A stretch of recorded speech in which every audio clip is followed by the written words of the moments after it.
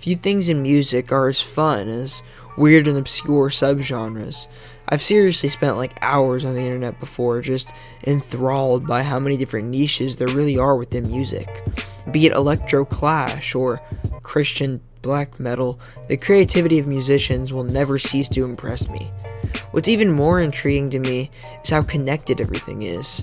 I actually did a school project one time on how rap music would have never been possible without country music, but I'll save that explanation for another video. In my opinion, few weird genre mergers that actually managed to make it into the mainstream in recent history have been as creative as Lil Nas X's Old Town Road. And we all know the amazing things that song accomplished. It got me thinking, if emo music managed to merge with rap and find mainstream success, could country do something similar? If emo met rap, could country do the same? Personally, I don't see why not, and here's why. Primarily, it's important to acknowledge that all genres of music could theoretically blend into each other in some way or another. There's no reason they couldn't. Country rap as a premise is possible, and it's been done before, so again, it being possible is given.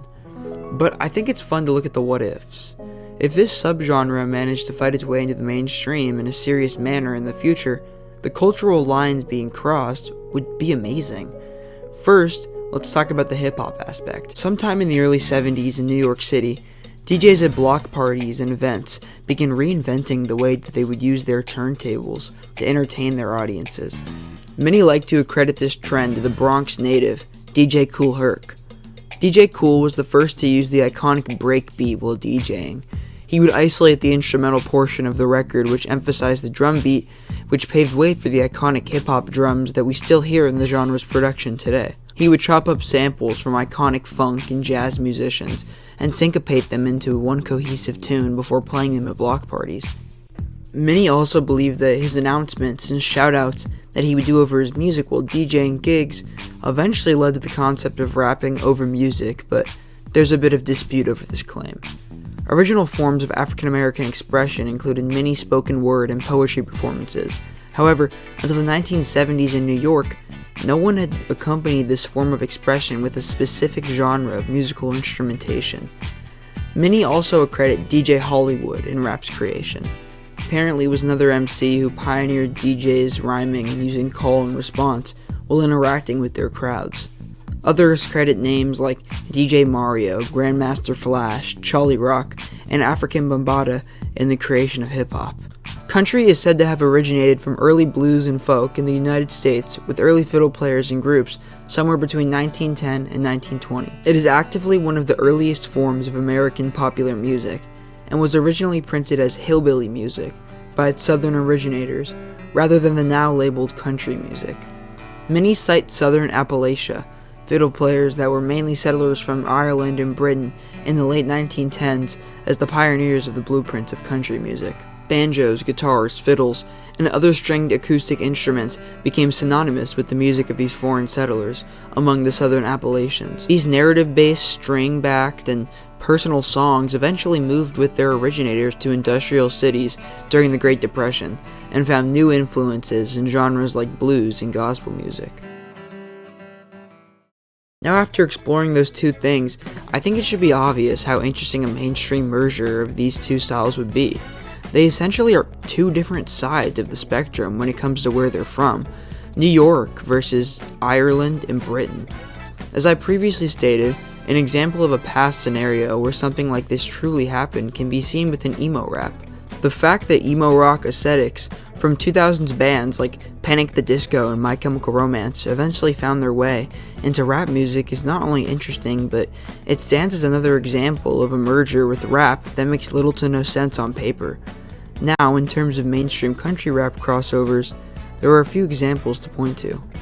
Immediately, the two modern cases that I think of are Lil Nas X with his tracks like Old Town Road and Rodeo, and Young Thug's Beautiful Thugger Girls, which is another album that people point to as a rap country crossover, but I've never really seen what elements of country that album provides outside of the track Family Don't Matter. I was getting protected by my savages. Yellow school buses, that's a zany. I guess there's Lil Tracy's Like a Farmer, but that song was kind of novelty and it didn't really go anywhere. I can't even find it on streaming services anymore. I think another fair example though is Yellow Wolf's 2019 project, Ghetto Cowboy, which is actually also the title of a 1998 country rap song by Bone Thugs and Harmony. But in general, I really don't think you can say that this obscure subgenre has made any mainstream waves, outside of Old Town Road of course.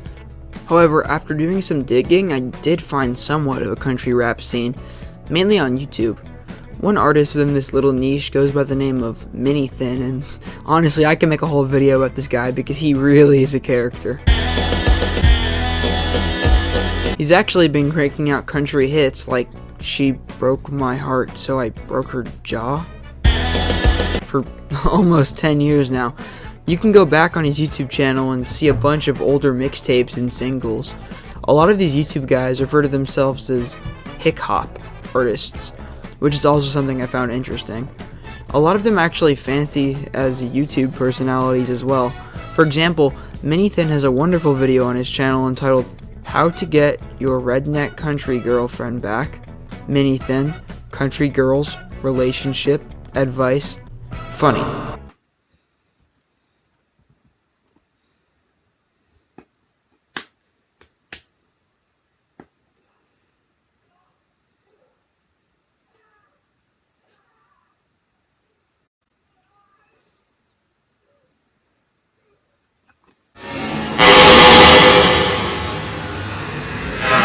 Another one of these guys goes by the name of Adam Calhoun, and he's known for hits such as Racism. What the fuck you rapping for, nigga ass nigga? He too fancies himself as a bit of a YouTube personality with classics such as White Dude Goes to the Hood, I Was Not a Good Dad, and 6ix9ine Ain't Gonna Make It. Bullshit. Ask me what I think about it. Okay. What do you think about black people movement? I think about black people, I think they matter. Black Lives Matter movement, I say fuck them. Black Lives Matter Fuck movement. Black Lives Matter movement. Fuck that. Some other relevant names I found in the same lane as these guys include people like Ryan Upchurch, Jogga Boys, Bottleneck, Moonshine Bandits, Shotgun Shane, Big Smo, Colt Ford, and the Lax, who are actually a leading force in the country rap scene. The duo, consisting of Clay Sharp and Brian King, hosts a country rap music festival called Lackfest. Still, for the most part, this niche isn't very large.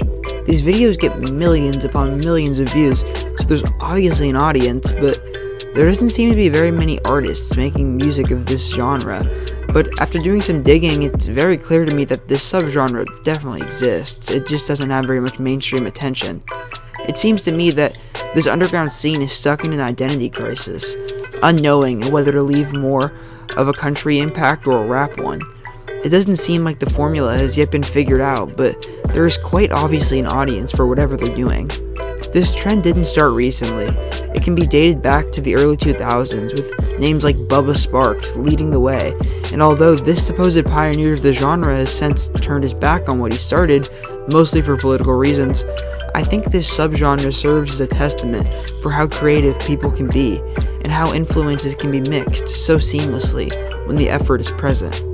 So, who do you think is going to be the first mainstream country rapper?